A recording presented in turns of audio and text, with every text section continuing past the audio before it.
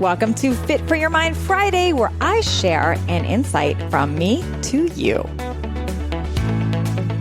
Today's episode, I want to share my thoughts about, drumroll please, aging. Why am I talking about aging?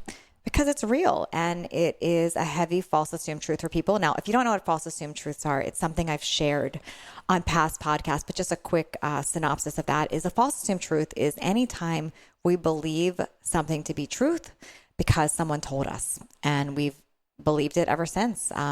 So it could be from media, it could be from a doctor, it could be from a friend, it could be from parents, it could be it's anything that we believe to be true just because we heard it. And we then start creating and making that a reality around us. Those are false assumed truths. And I want to talk about them specifically when it comes to aging today. And as I share this episode, I'm 48-year-old female, and this is relative to men and females, but I'm primarily talking to females on this episode here for this particular topic. So I want to really speak into this because so many times women, especially in that middle age area, we're hearing this overwhelming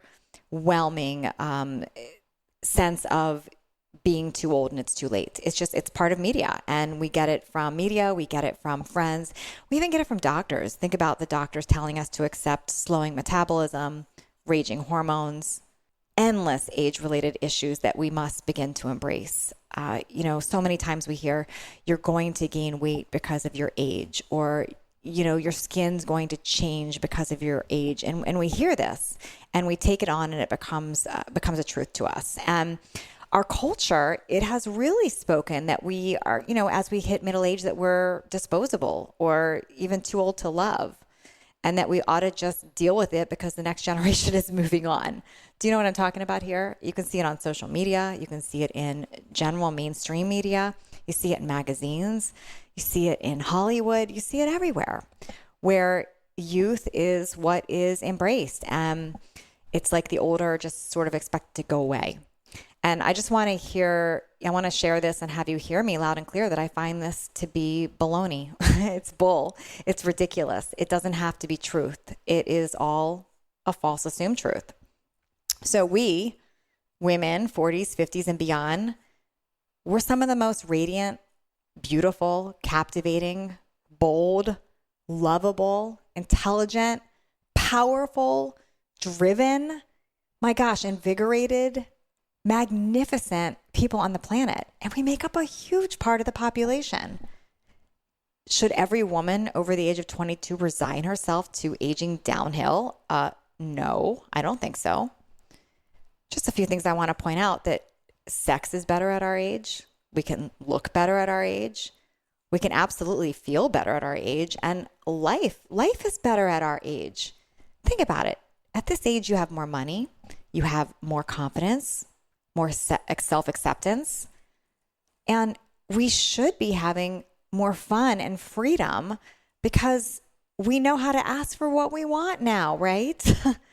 So I want to call out this idea of being too old and too late.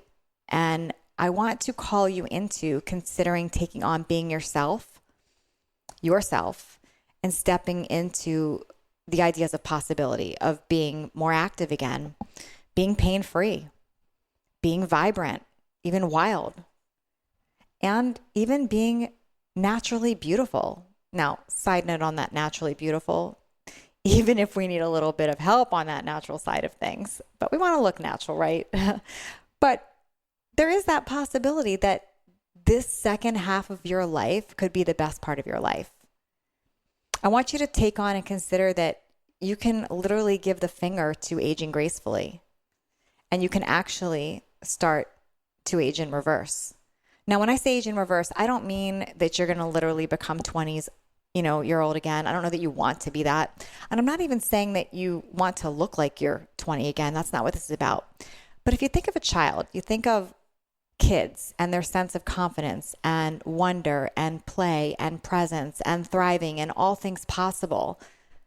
It's like, it's almost wasted on the youth, right? They have it then, and then 20s and 30s and realities hit, and somehow we get lost in to-do lists and people pleasing and others' agendas and others' ideas for us.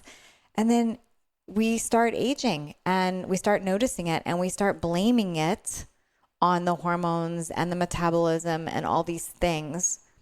When what if it's right under our nose? What if it's just about embracing the idea of aging in reverse? What if it's about taking on how we were as a kid, about being more present, about connecting more, about thriving and truly living? What if we took that on? So ladies, if you're hearing me on this, let's walk into rooms and own them. Let's turn heads as we walk down streets. Let's look in the mirror and start to love what we see.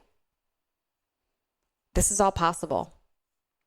But we have to start saying that we're not going to buy into these false assumed truths, that we're going to stand for a greater possibility.